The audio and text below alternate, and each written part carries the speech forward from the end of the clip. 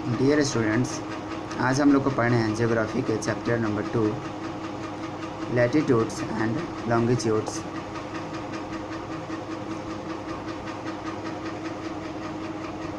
The earth shape and size.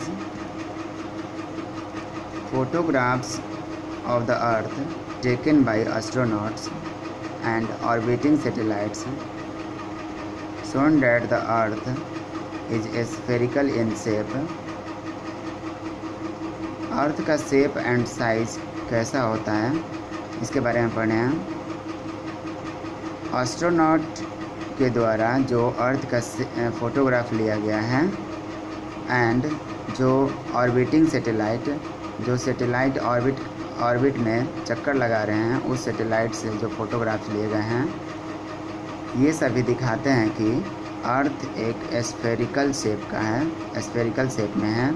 However a closer study shows that it is slightly flattened at the poles and bulging at the equator। फिर भी और नज़दीक से हम लोग देखेंगे अर्थ को तो अर्थ चिपता है पोल्स पर और इक्वेटर पे बल्गिंग किया है।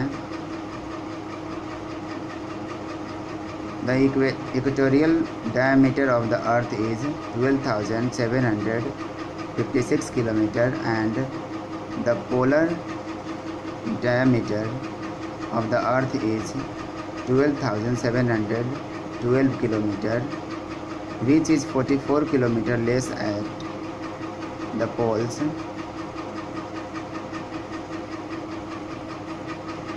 इक्वेटोरियल डायमीटर 12,756 किलोमीटर है अर्थ का, जबकि पोलर डायमीटर 12,712 किलोमीटर है। मीन्स पोल से पोल तक जो डायमीटर है वो कम है, और इक्वेटोरियल मीन्स इक्वेटर के थ्रू जो डायमीटर है बीचों बीच, वो डायमीटर ज़्यादा है। इससे पता चलता है कि अर्थ ऊपर से चिपता हुआ है और नीचे से भी चिपता हुआ है, मीन्स तभी तो इसका डायमीटर कम है। तो 44 मीटर कम है इक्वेटोरियल डायमीटर से पोलर डायमीटर।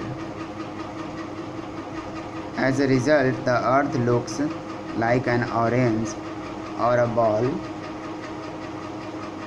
अतः अर्थ का लुक ऑरेंज के जैसा है, ऑरेंज के जैसा दिखता है और एक बॉल के जैसा दिखता है। The shape of the earth is referred to as geoid और अर्थ शेप। अर्थ के शेप को जियोइड कहा जाता है, मीन्स अर्थ के शेप के जैसा। जियोइड मीन्स होता है अर्थ के शेप जैसा, मीन्स हल्का ऊपर से चिपता हुआ और नीचे से भी चिपता हुआ। आगे हम लोग को पढ़ना है globe, the model of the planet earth. Globe planet earth का मॉडल होता है।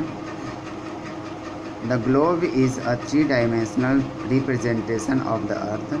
ग्लोब अर्थ का 3 डायमेंशनल रिप्रेजेंटेशन करता है, which means that the globe shows the whole earth. इसका मतलब ग्लोब पूरे अर्थ को दिखाता है। You must have seen a globe in school और लाइब्रेरी। आप अवश्य ही एक ग्लोब को स्कूल और लाइब्रेरी में देख सकते हैं। Globes are of varying sizes. Globes size के आधार पे वेरी करता है।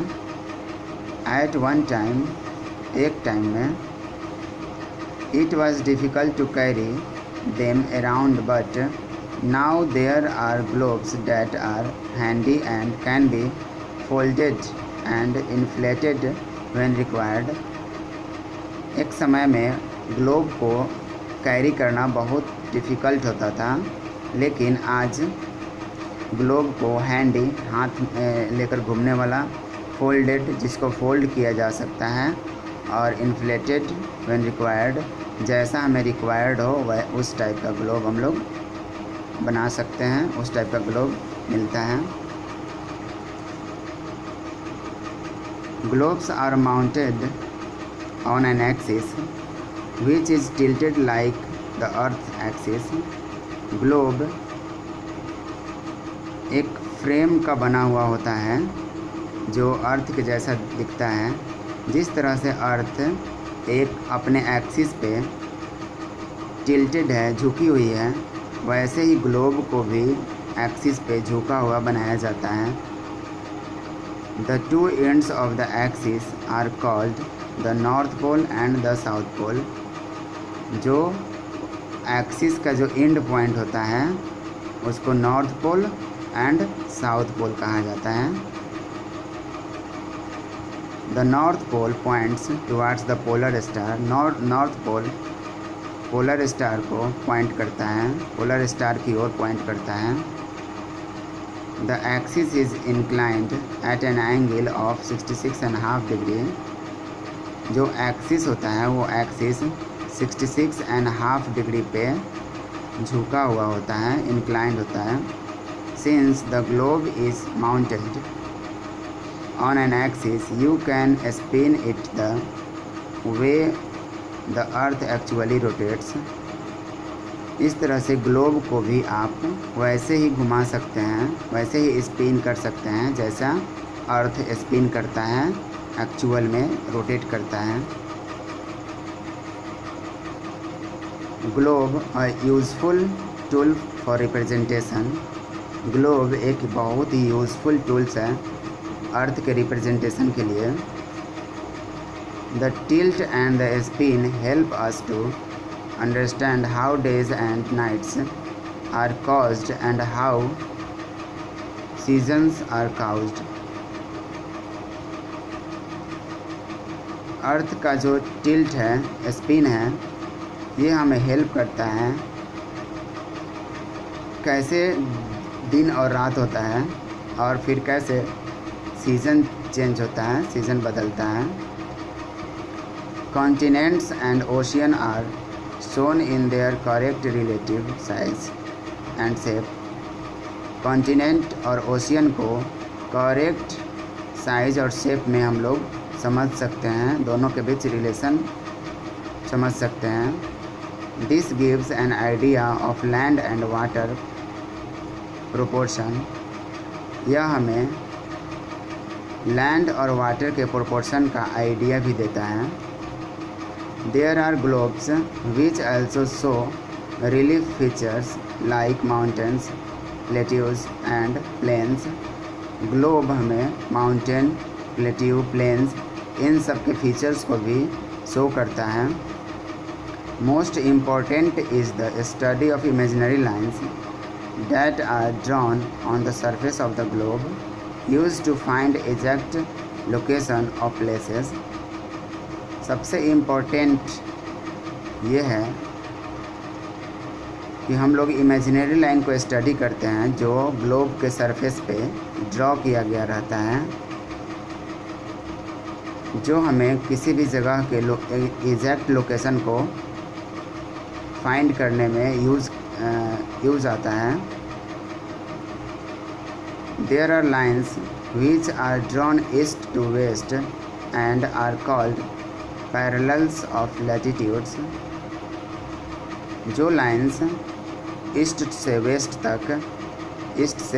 तक ड्रॉ किया जाता है उसको कहा जाता है parallels of latitudes. And then there are the north south lines called meridians of longitudes.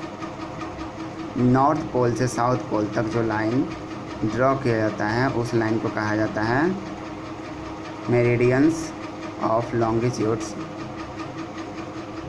The lines of latitudes and longitudes cut each other at right angle. Lines of latitude and lines of longitudes दोनों एक दूसरे को 90 degree पे cut करता है. This criss crossing of lines forms a pattern known as the grid. इस Chris crossing pattern को हम लोग ग्रिड के नाम से जानते हैं, इसको ग्रिड कहा जाता है। Using the north and the south poles as the basic reference points, two sets of imaginary circles are drawn around the globe to help us locate places। North pole और साउथ पोल का use करके हम लोग basic reference प्राप्त करते हैं। दो imaginary line का इमेजिनरी सर्किल का सेट भी खींचा हुआ है जो हमें किसी भी प्लेस के लोकेशन को समझने में हेल्प करता है। एज मेंशन्ड अर्लियर, जैसा कि पीछे बताया गया है अभी, ग्लोब्स आर हैंडी